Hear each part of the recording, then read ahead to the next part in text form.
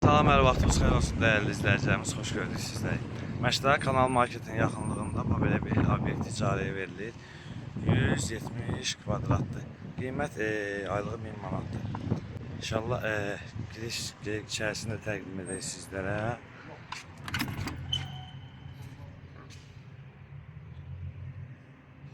Burada belə bir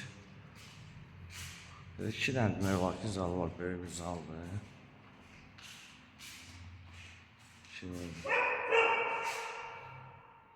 Sonra bir tane zal kimi bak, yer buradadır. Yani yer buradadır. Böyük bir, ikisi de böyük bir yerlerdir. Sonra burada da arkada yeri var. Sanjel de oradadır. Ve yol da göstereyim sizlere, bak için verin. Tam yola bir yakın ərazidir. Değerli izleyicilerimiz, qeyd etdiyimiz kimi Məşdə Kanal Marketin yaxınlığında